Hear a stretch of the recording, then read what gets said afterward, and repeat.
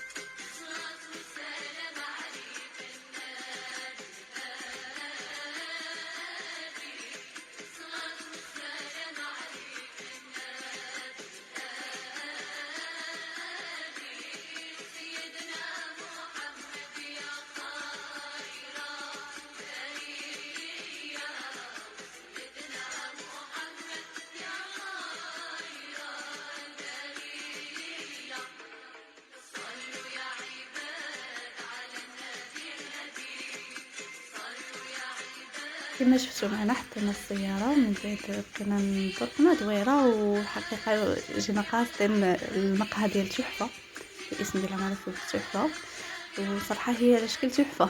كندخل ليها داكشي القديم يعني منظر رائع زوين بزاف. انا كنت حطيت فيديو شورت على حساب الدخله كنصوروا الزوج ديالي، حتى انايا ما صورتش، كان الناس في الباب كتشمس داكشي حتى دخلنا لداخل.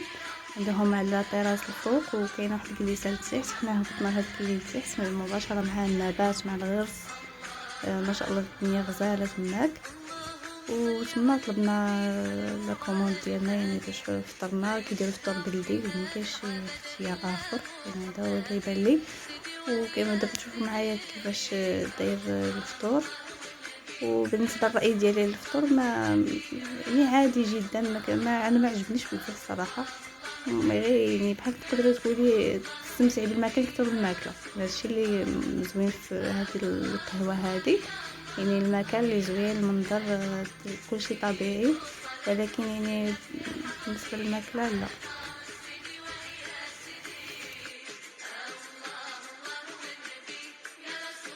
كما كتشوفوا هذا هو الفطور، فيه شويه ديال املو، جبادات مقليين في الماء، الزيتون وشويه نصيص ديال الخيار، وهذاك الشيء اللي كاين، وخبيز وزيت الزيتون. هادشي اللي كاين بالثمن ديال 40 درهم. من بعد ما كملنا الفطور بغينا ندير واحد الجوله كبيره على العين. درنا فيها كلها صراحه كبيره بزاف، يعني راه ما تدوروا اماكن زوينه باش تصور فيها. الناس كتخدم الارض ديالها كما كتشوفوا هنايا.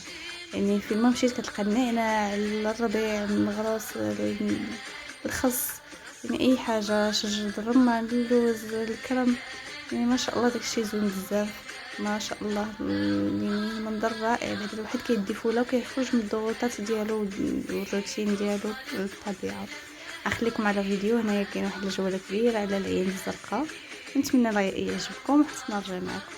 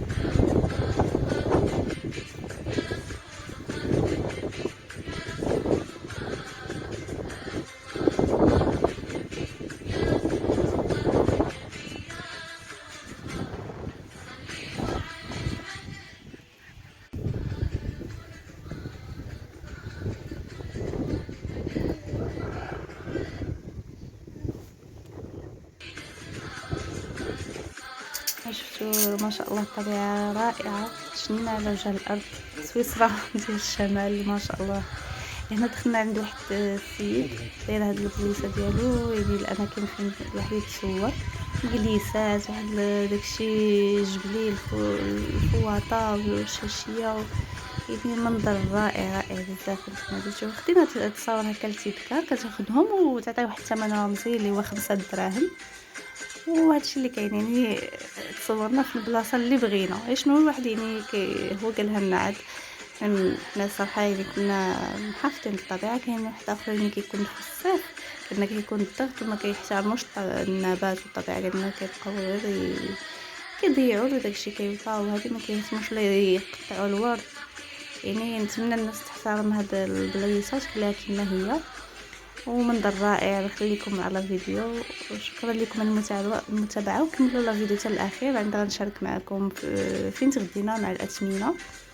ايوا هذا هو اللي هذه البلاصه اللي لقينا ملي كتكون تمشى يعني في النهايه ديال لا فيديو كتلقى هاد المزرعه كتلقى فيها تصويرات تذكاريين مقابل 5 دراهم ثمن رمزي.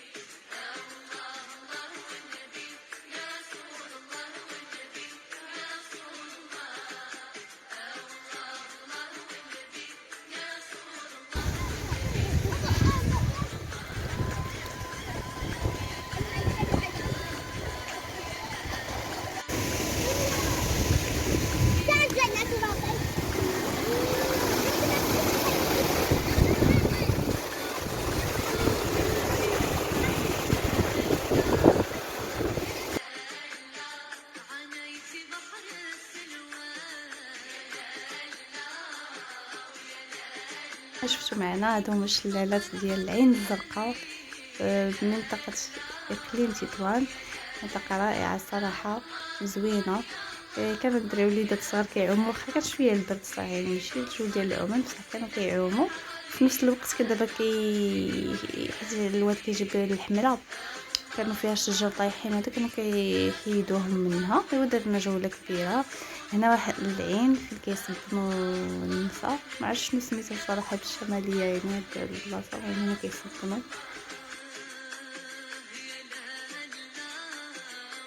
بعد مشينا باش نتغداو، دخلنا المطعم هذاك اللي كنت صورتكم فيه لي فاز، وهذا سميتو اللؤلؤه الزرقاء. اللي دومونديناه ما كاينش. من بعد دوموندينا طاجين ديال الشطون مع ديك الشلاضه وعصير ماشي طبيعي، هو بريده وصافي بحال اللي كيديروا في وجده، وبراد ديال اتاي.